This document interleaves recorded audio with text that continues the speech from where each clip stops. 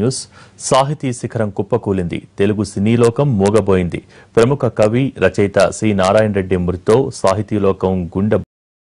ఆయనతో ఉన్న అనుబంధాన్ని, ఆయన కవితా తరంగాన్ని గుర్తు చేసుకుంటున్నారు ప్రముఖులు. అటు సినారే అంత్యక్రియలు రేపు అధికార లాంఛనాలతో హైదరాబాద్లో జరగనున్నాయి. 6 దశాబ్దాలుగా సినీ పాటల తోటమాలిగా ఉన్న సింగిరెడ్డి నారాయణ రెడ్డి ఇక సెలవంటూ అభిమానులలో ముంచి వెళ్లిపోయారు. ఆయన పాటల్ని ఇష్టపడే వారిని బాధపెడుతూ అనంత లోకాలకు తరలిపోయారు. కొంతకాలంగా అనారోగ్యంతో బాధపడుతున్న సినారే తుది శ్వాస విడిచారు. కరీంనగర్ జిల్లాలోని మారుమూల పల్లెలో రైతు కుటుంబంలో జన్మించిన సి నారాయణ రెడ్డి దేశంలోనే గర్వించదగ్గ సాహితీవేత్తగా ఎదిగారు. సినారే మరణం సినీ పరిశ్రమను, సాహితీ ప్రియుల్ని చేసింది.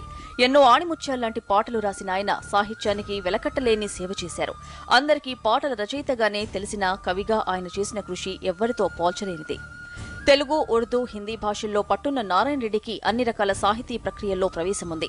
ఆయన లేని లోటు ఎవ్వరూ తీర్చలేనిది. సినారేతో తమకు గల అనుబంధాలు గుర్తు చేసుకున్నారు.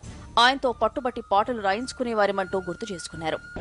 చాలా దుర్దినం, లెజెండరీ పర్సనాలిటీ.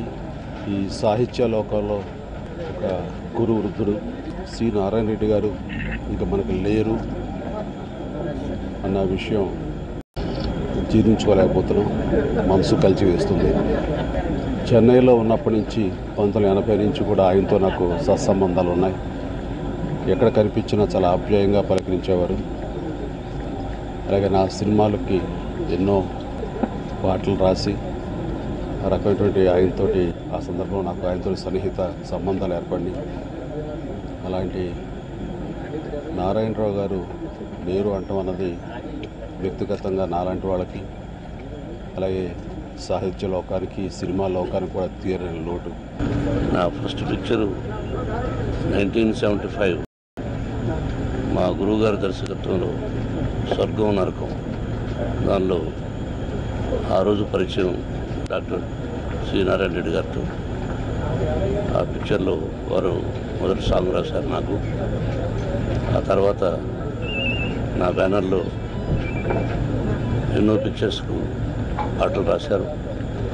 ఒక గొప్ప కవి కర్పూర వసంతరాయలని ఆయన రచించి పాడారు. దాన్ని నన్ను ఒక సినిమాగా తీయమని కూడా చెప్పారు ఎన్నో సందర్భాల్లో. ఒక గొప్ప రచయిత మనం కోల్పోయాం.